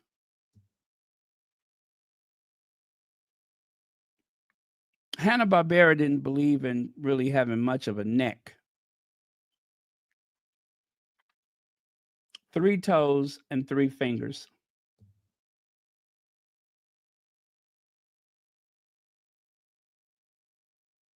Hey, Mary H, thank you for being here. But yeah, that's what I think, is that they're going to use this illness, this phantom illness of Camilla's, to shuffle the seat assignments at these big occasions or events. Herman Monster. Yeah. Well, needless to say, when he was born, you have to wonder which end the doctor whacked when he came out. You really have to wonder. You know, that's an old joke that someone, when they were born, they were so ugly, the doctor whacked the wrong end. But I don't know. I think with him, that's probably where it came from. Yeah, remember they said they were going to have the separate Christmas. Thank you, CK. They said William and Kate are going to do their own thing for Christmas. Well, the truth is, they could always stay at Amber Hall. Now, Camilla is going to arrive at the church in the state Bentley. Charles will probably walk. I don't think Camilla does that walk anymore. but Charles will walk. And Kate may be able to do that that walk at Christmas time because Camilla won't be there. Is that Sloth from the Goonies? You know, I pulled that up last time, but he does look like Sloth from the Goonies. He really does. Thank you, Legs. All right. Oh, by the way, yesterday was it? Someone had asked me to go to my mailbox, and I went. I don't know if they're on here tonight, but I went. That was absolutely adorable. And don't you know, even though it wasn't on the wish list, I actually do need one. I actually do need one. And this one looks quite promising. So I don't want to say what it is because I didn't know if I was allowed to, but because it wasn't on my wish list. But it's very, very old school, right? And I'm just like, I can rock with that. So thank you very much. I did go and get that today.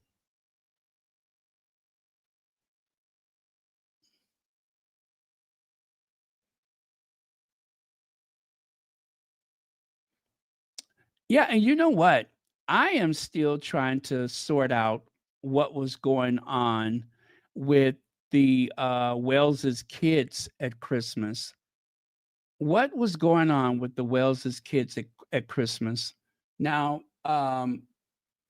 there is an article that was written. Let me see. I was going to make a video, but it's really not that long. And if you guys want to stick around and hear what they had to say, I will share it with you if you like. But it was about the Wells's kids. And it says, why do William and Kate line up their children for a lifetime of misery?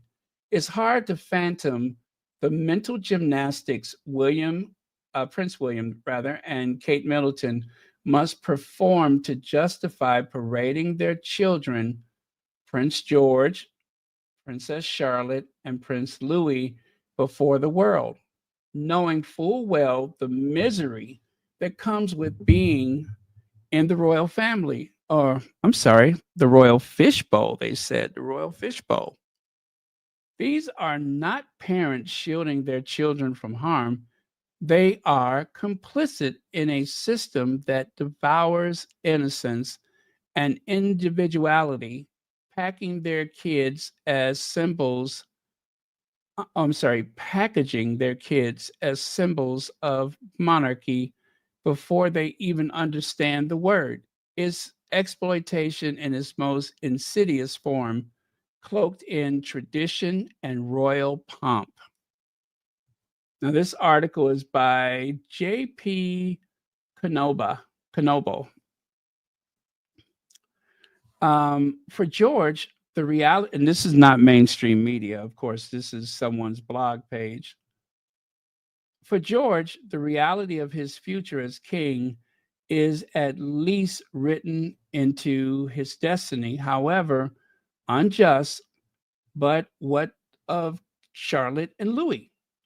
What ethical justifications exist for thrusting them into the same merciless spotlight? These children have no claim to the throne, no role critical to the functioning of the monarchy, yet here they are, polished and primped for public consumption. Their every gesture scrutinized, their childhoods stolen by an institution that values optics over humanity. Perhaps William and Kate tell themselves this is just part of the deal, that royal children must play their part for the monarchy to survive. But survive for what? So that William and Kate can maintain their places. That's palaces, their titles, their privileged lifestyles. If they had even a shred of self awareness, they might recognize that the real price of this gilded life is being paid by children. Tiny humans being forced into the existence they didn't choose. Their individuality crushed under the weight of service to their parents and grandparents, grandparent, the king. For Charlotte and Louis, especially, the hypocrisy is unbearable. Their parents could protect them. They could give these children a chance to live normal lives away from the endless scrutiny and relentless expectations of the royal rota, but they don't. Instead, they dress them up and line them up, trotting them out like pawns in a game of royal survival. How do they look into their children's solemn faces and not feel shame? It's hard not to pity Charlotte and Louis. They will grow up as spare parts in a system that doesn't value them. Their every dictated, their every move dictated by an institution that values image above all else. They will never know freedom, never truly be anonymous, never live without the weight of their family's expectations crushing their individuality. And for what? So William and Kate can cling to an archaic system, preserving their own privilege at their children's expense. And lastly, it says, this is not parenting, this is betrayal.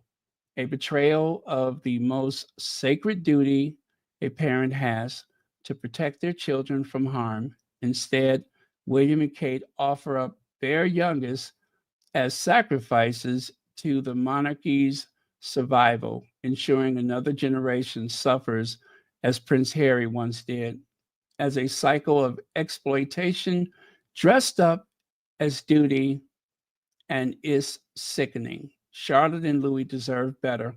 All children do. So that is the article. And that is what Harry escaped from.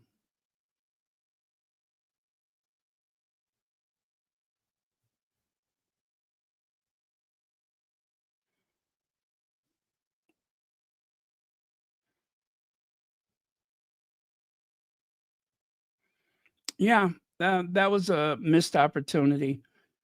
Chasing Harry and Meghan away was a missed opportunity for that, for the whole of the family and the institution, for the future of the monarchy.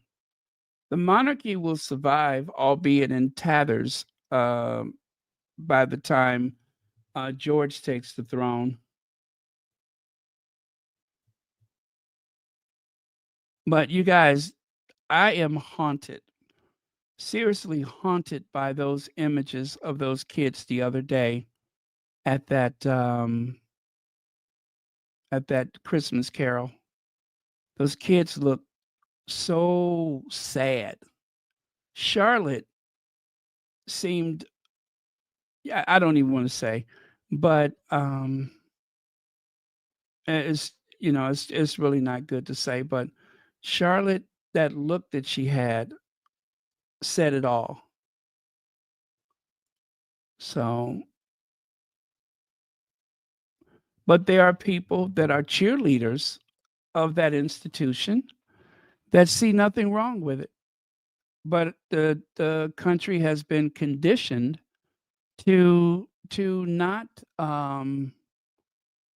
react to it, to just go along. So, I mean, the truth is, it's really none of my business, but they put their kids out there for public consumption. Whatever that means, they put their kids out there. And as the one article said about the Sussexes, are their kids going to be spoiled because of blah, blah, blah? They don't pull any punches when they go in and try to go after the Sussexes' children, that's for sure. They pretty much say whatever they want.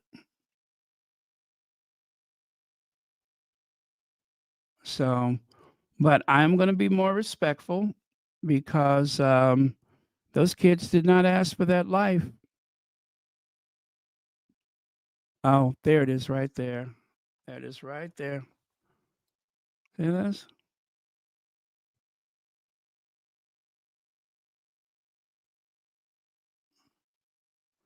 What is going on? And you know what made me really sick on my stomach is that when they were walking from the car and back to the car again, all of those cameras clicking. Oh my God. Click, click, click, click, click, click, click, click. The rapid clicking of those cameras. That really, really made me feel bad.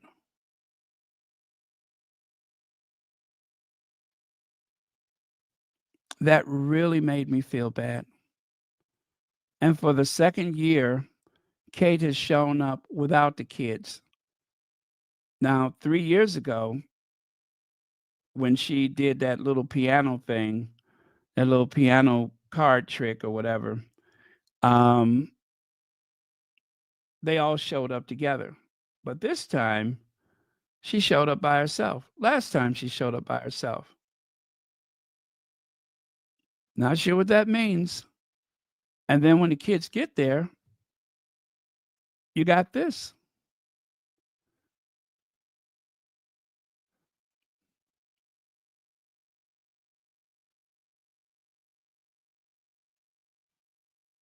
Yeah, it is traumatic. It really is. And, you know,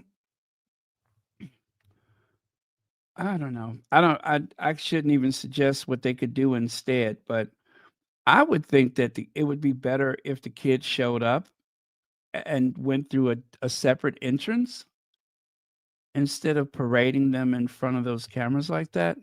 I wish those kids could have just entered the Westminster Abbey the same way Queen Elizabeth did. There is, you know, that side where Queen Elizabeth entered. I wish they would have done that with the kids instead of parading them in front of those cameras.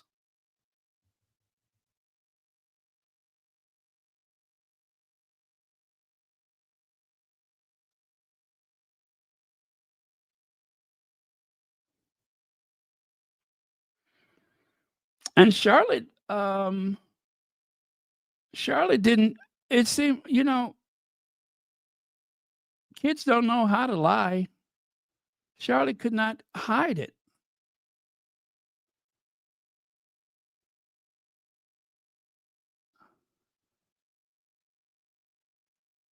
There was no hiding it.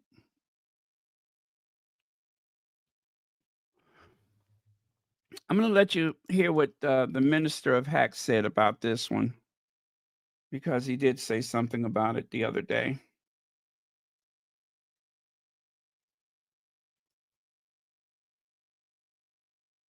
Let me know what you think. Oh, Morning, friends. Happy Sunday. And as oh, usual, I'm sorry. That was, oh, here it is.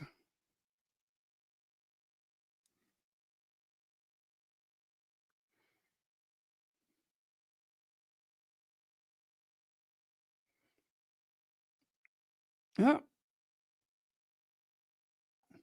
Sunday, and I think the world is still processing Kate's Christmas Carol concert that occurred on Friday. If you like me, you're still thinking about what you saw, what you heard, where was the value? Why didn't we hear from normal attendees in the concert, normal working families like you and I? Why didn't the media give them a chance to speak? It all seemed very, very orchestrated. Anyway, get to the point, Martin. The thing that really disturbed me were the kids. When they arrived to meet Kate, there was no smiles, hugs for mummy. I don't know any children of that broad range of ages that would not be delighted to see their mum, even if they'd just been separated from her for a couple of hours while she was cracking on and getting the concert arranged. I just found that really sad and strange. They didn't gaze up at her face. They didn't say, how is it going? Are you excited? There was literally no animation at all. And I think this picture here of Charlotte, who generally looks really cute and lovely, just sums it all up for me. Comments are open, guys. Have a brilliant day. Yeah. that is haunting. That is haunting. It's Christmas, not a funeral. I repeat, it is Christmas, not a funeral. What is going on?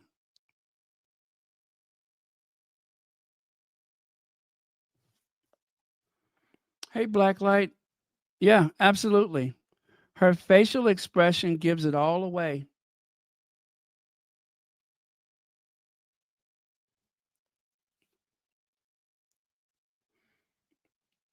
You know, have the concert in daytime or something, but it may have nothing to do with the cameras and the press and parading in front of the public.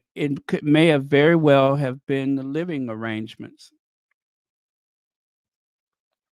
Do mommy and daddy live together or don't they? They have sold this idea that this is a nuclear family and that all is well, but one could not assume that much looking at these photos.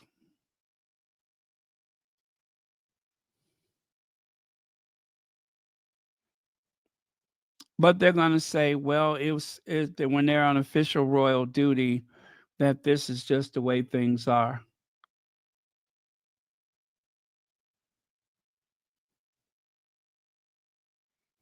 Yeah, and maybe I'm making too much out of it. I don't know what their backstory is or what's happening with that family, but we do know that as long as there's a royal rota, there's a million excuses.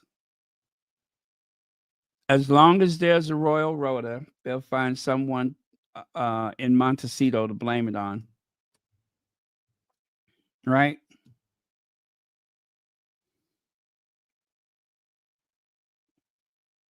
Yes, Lord. Thank goodness that the Sussex's children are 5,000 miles away from this. And I looked at some of the other kids that were going in. They all seemed to be smiling, excited about Christmas.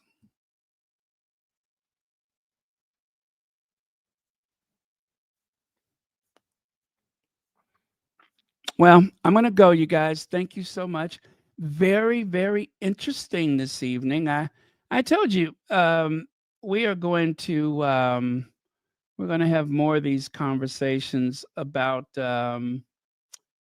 that family. It is very interesting, and as I said, I'm just really curious to know how they are going to make this all work. How are they going to make this work? I mean, you can kind of see that Kate has the mother of all excuses, so she'll never have to do anything ever again. But still, it's interesting to me how they I think things are moving much faster than before.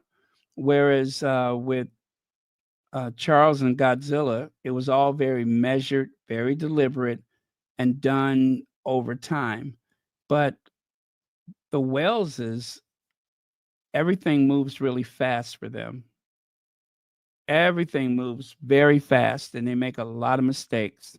And the Royal Rota has to work really hard to cover up for those mistakes.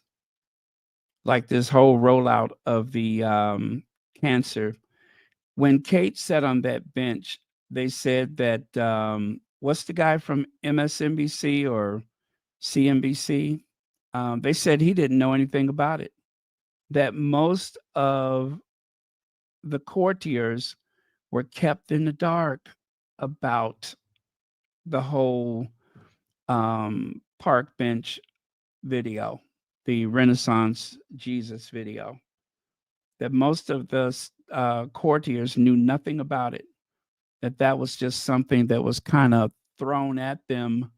Well, let me put you like this. They saw it when we saw it. They had no opportunity to really prepare for it, at least those who were on the outside of it. When William bring in these camera crews to make slick videos in place of doing real work, Buckingham Palace, the other royal household, they have little or no preparation for it. They're not deferring to Charles and Camilla. They're doing what they want when they want to do it, as though they're already king and queen. And therein lies the trouble.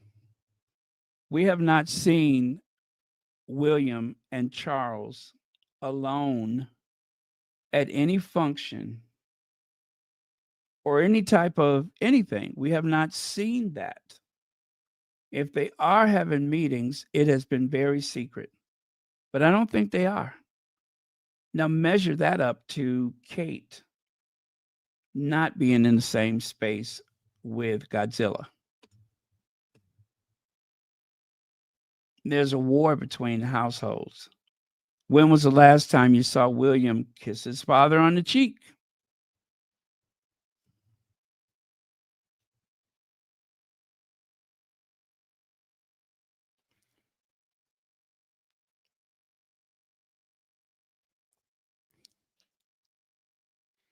Yeah, Legs. And they didn't go to church Easter. They did not go to church Easter. We did not see those children until Trooping the Colors. There were absolutely no photos of those children until Trooping the Colors. So we didn't see that.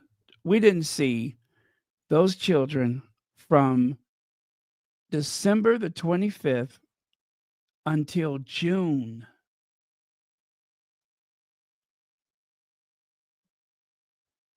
They didn't even go to church for Easter. And the reason why I am so baffled by that is that if you want to assure the public that there is continuity in the royal family, you don't sit out occasions, you go. You have to be seen to be believed. William, who was, doing this whole thing about the single dad or, raising the kids by himself in so many words, he should have walked those kids into the church on Easter. None of them showed up.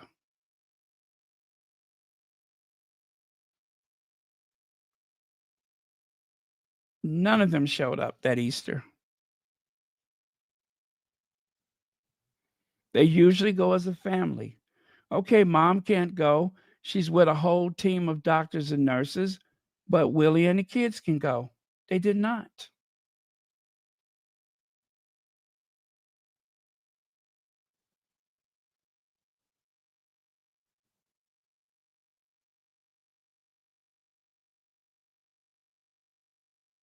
Oh, thank you, Ingrid Soares. So, yeah, it's just, I want to know what's going on. I really do. And Celibici hasn't been on Saturday in a long time.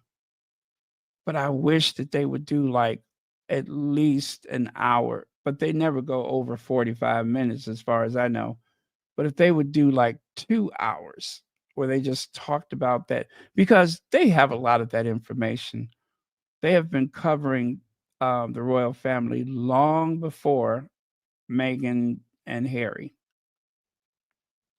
So they know. They're not squatties, but they know. They know a lot of stuff.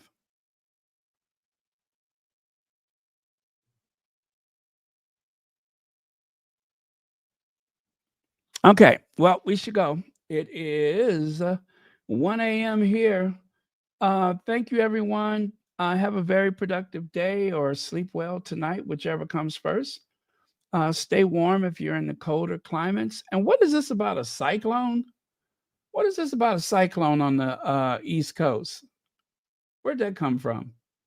Didn't I see something about a cyclone? Ain't this the wrong time of year for that?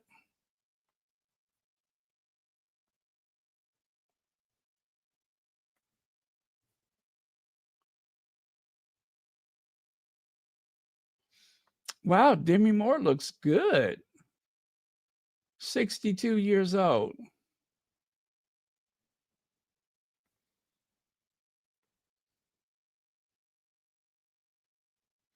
You know, she had too much filler in her face for a minute there.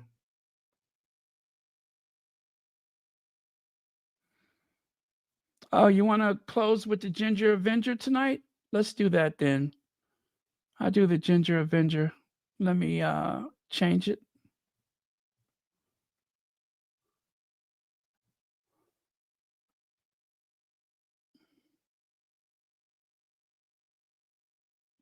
Let me see. How do I do that?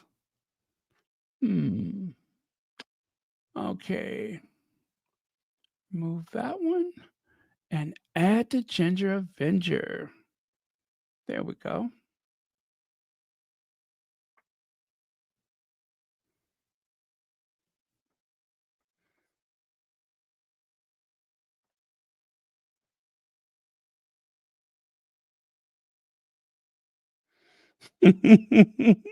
How did I miss that one? Oh gosh, there was another one I just wanted to look at. Oh well.